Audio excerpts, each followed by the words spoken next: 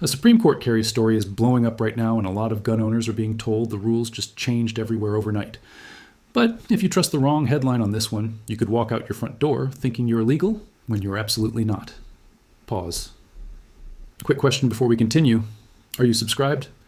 Because the people who wait for the evening news to explain gun law are usually the last to know what can get them jammed up.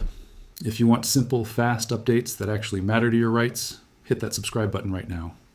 I spend the time digging through the court story so you do not have to. And today, you really need the full picture, not the clickbait version. Here's what just happened, and here's the first thing you need to understand. Despite the viral title you may be seeing all over YouTube, there is not a Supreme Court emergency ruling that ended carry permit requirements nationwide. Let me say that again, because this is where a lot of people get misled. The court has not erased every carry license law in America with one emergency order. That did not happen. So why are people saying it did? Because they are taking real court fights, real Supreme Court language, and real frustration with state carry laws, then mashing it together into one giant claim. And that claim sounds amazing.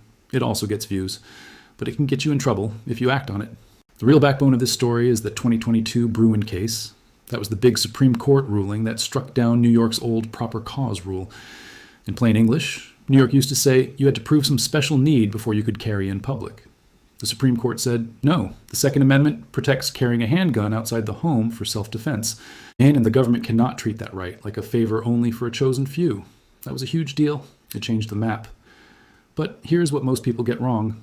Bruen did not ban all permits. It did not create permitless carry in all 50 states. And even Justice Kavanaugh made clear that states can still use objective licensing rules like background checks, fingerprinting, mental health record checks, and training requirements. Pause. Now, this is where it gets interesting. After Bruen, several states did what states often do. They changed the rules, but not always in a way gun owners liked. New York passed the Concealed Carry Improvement Act. Hawaii passed a law that opened carry more than before, but also created a long list of places where guns were still restricted. So instead of one simple national rule, we got a giant legal fight over what counts as a real carry right and what counts as a backdoor obstacle. And then came the part people love to exaggerate. In 2023, gun owners asked the Supreme Court on its emergency docket to step in and stop New York's new law right away. If you're not familiar with the emergency docket, think of it like this. It is the fast lane. People use it when they want the court to act now, not after months of normal briefing and argument. Sounds dramatic, right? Here's the crazy part. The Supreme Court did not use that emergency request to wipe out carry barriers nationwide. It actually allowed New York to keep enforcing that law while the lower court fight continued. That point matters more than almost anything else in this video.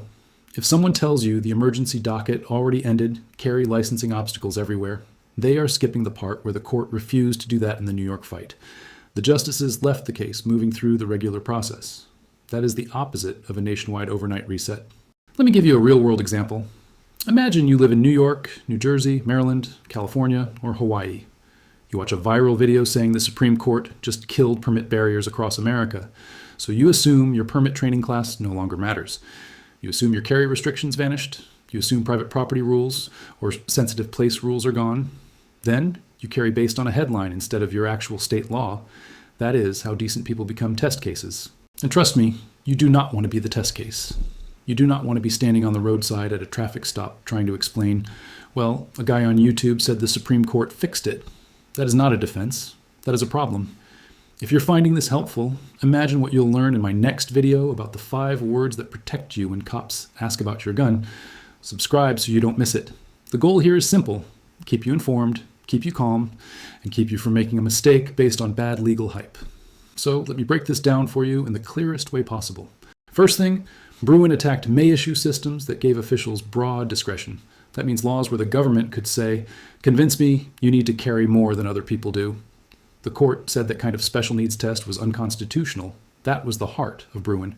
Second, Bruen did not say every permit is unconstitutional. This is the line many people leave out. The court signaled that shall-issue systems can still exist. That means objective systems, background checks, fingerprints, training, paperwork, fixed standards. You may not like all of that, and some of those rules may still be challenged, but they were not all wiped out in one swing.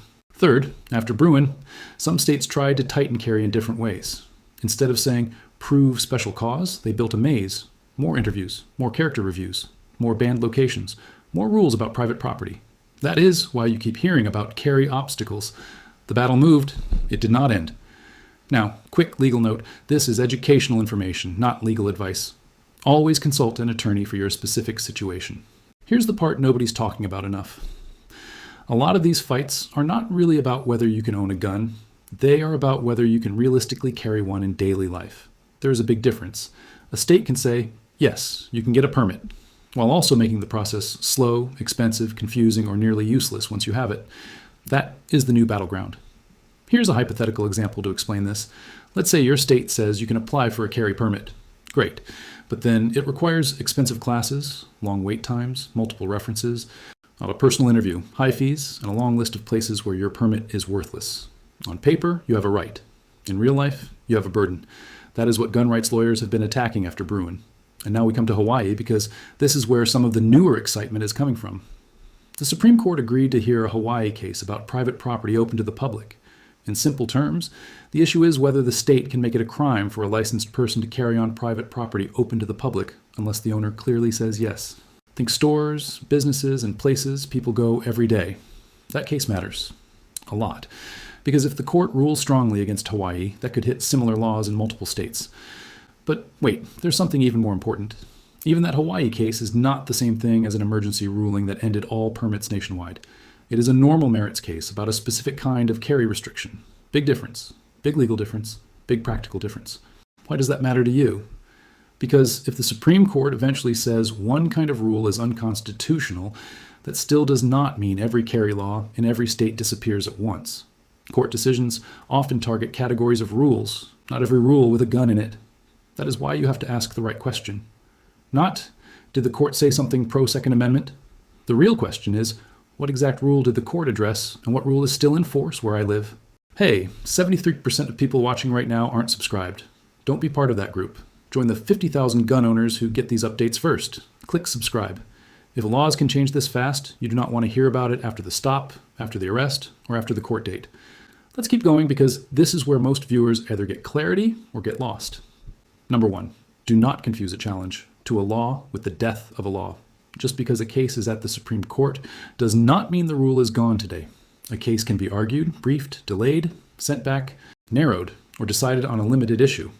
Until there is a final ruling that clearly changes the rule in your state, you follow the law that is actually being enforced. Number 2, do not confuse one state's loss with a nationwide permit collapse. Bruen affected multiple states because several had similar proper cause systems, but many states already had objective licensing systems, and those were not all struck down. That is why Reuters and other major legal reporters describe Bruen as fuel for more lawsuits, not the end of all permit rules. Number 3, watch the difference between carrying in public and carrying everywhere. The Supreme Court has repeatedly left room for bans in some sensitive places. Schools are the classic example. Government buildings, too. The fight now is over how far states can stretch that label. Can they call almost every place sensitive? Can they treat silent private property owners as automatic no-carry zones? That is where the action is. This is the part that shocked me when I first started watching these post-Bruen cases. States do not always ban the right directly. Sometimes they bury it under layers. That is why a headline can say, carry rights expanded, while a permit holder on the ground feels like nothing changed. Have you ever wondered why two people can both say, the Supreme Court helped gun rights, and one of them still feels trapped by local law? That is why. One person is talking about constitutional principle. The other person is talking about Tuesday afternoon at the grocery store, the doctor's office, the gas station, and the parking lot. And that leads to the biggest warning in this whole video. Do not carry based on vibes. Do not carry based on comments. Do not carry based on a thumbnail with a shocked face and giant red arrows. Carry based on the exact law in your state, your permit status, your restricted place rules, and the latest enforceable court order. Imagine you are at a traffic stop and the officer asks if you are armed. You say yes, then the officer asks where you are coming from. You mention a posted location or private property with a no-carry rule or a place your state still treats as restricted. In that moment, none of your online excitement matters. What matters is whether the law where your tires are sitting allows what you did. That is why I keep saying this is bigger than politics and bigger than internet sharing. This is about risk. Your rights matter, but your freedom matters too. And the fastest way to put both in danger is to assume the most aggressive reading of a case before the courts have actually finished the work. So what should you be watching next? Watch for a final Supreme Court decision in the Hawaii private property case. Watch for continued litigation over New York's post-Bruen law and similar laws in other states. Watch whether courts strike down good moral character standards that feel too subjective. Watch how courts define sensitive places. And most of all, watch whether your own state changes forms, guidance, training, fees, or enforcement after these rulings. This information could literally expire after January 2026. Subscribe now because the next video explains exactly what you need to do before that deadline hits. Court rulings move, states react, and the safest gun owner is the informed one. So here is the bottom line. The Supreme Court did not issue some magic emergency order that erased carry permits and licensing obstacles in all 50 states overnight. The real story is more important and more complicated. Bruen killed special need carry rules like New York's old system. Later fights are testing whether states can replace that system with new barriers, especially around private property, sensitive places, and subjective permit standards. Pause. Your takeaway is simple. Do not trust the hype. Trust the actual holding, the actual order, and the actual law where you live today. If you want clear updates without the nonsense, hit subscribe right now and stay with this channel. I want you informed before the next ruling drops, not after you learn the hard way. And one last time, in simple terms, this video is for education only. It is not legal advice, and it is not a substitute for talking with a qualified attorney in your state. Stay safe, stay smart, and I'll see you in the next one.